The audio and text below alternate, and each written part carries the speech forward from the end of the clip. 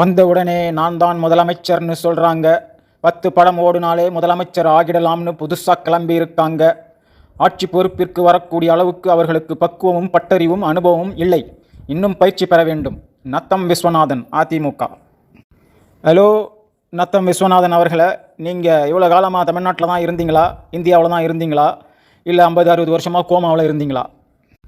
யாராவது நினச்சா டிகிரி படிச்சிட முடியுமா? யாராவது நினச்சா ஒரு ஆசிரியர் ஆகிட முடியுமா? யாராவது நினச்சா உடனே இன்ஜினியர் ஆகிட முடியுமா? யாராவது நினச்சா உடனே டாக்டர் ஆகிட முடியுமா?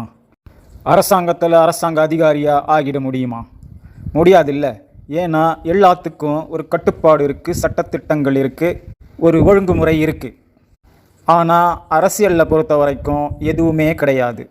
யார் வேணும்னாலும் எம்எல்ஏவாக ஆகலாம், மந்திரியாக ஆகலாம், முதலமைச்சராக ஆகலாம், ஏன் பாரத பிரதமராக கூட ஆகலாம். ஏன்னா இது ஜனநாயக நாடு. மக்கள் யாரை தேர்ந்தெடுக்கிறாங்களோ அவர் தான் ஜனநாயகன். இது உங்களுக்கு தெரியாதா நத்தம் விஸ்வநாதன் அவர்களை? அதிமுகவை பொறுத்த வரைக்கும் காலில் விழுந்தாலே போதுமே, உடனே சிஎம் ஆகிடலாமே. இது கூடவா தெரியல உங்களுக்கு நத்தம் விஸ்வநாதன் அவர்களை? எந்த தகுதியும் தேவையில்லை, எந்த தராதரமும் தேவையில்லை. வீட்டில் ஒருத்தர் சிஎம்மாக இருந்தால் மட்டும் போதும். அவருடைய பையன் சிஎம் ஆகலாம், அதுக்கப்புறம் அவருடைய பையன் சிஎம் ஆகலாம். இப்படியெல்லாம் தமிழ்நாட்டில் நடக்கும் பொழுது 10 படம் ஓடின ஒருத்தர் சிஎம் ஆகணும்னு நினைக்கிறதுல என்னங்க ஐயா தப்பு? ஆசைப்படுறதுல எல்லாருக்கும் உரிமை இருக்குங்க ஐயா. அதுவும் அரசியலில் யார் வேணாலும் எந்த பதவிக்கு வேணாலும் ஆசைப்படலாங்க ஐயா. அது மக்கள் முடிவு செய்யணும், நீங்கள் முடிவு செய்யக்கூடாது. விஜய் பகோடா திங்கணும்னு நினைக்கிறாரு, அவருக்கு பல்லு இருக்குது. உங்களுக்கு பகோடா திங்க முடியாது, நீங்கள் பொரிக்கடலை மட்டும்தான் திங்க முடியும். அதனால் உங்களால் ஆசைப்பட முடியாது.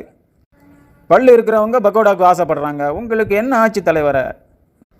இந்தியாவில் மக்கள் ஆட்சி நடக்குதுங்க, ஜனநாயக நாடு.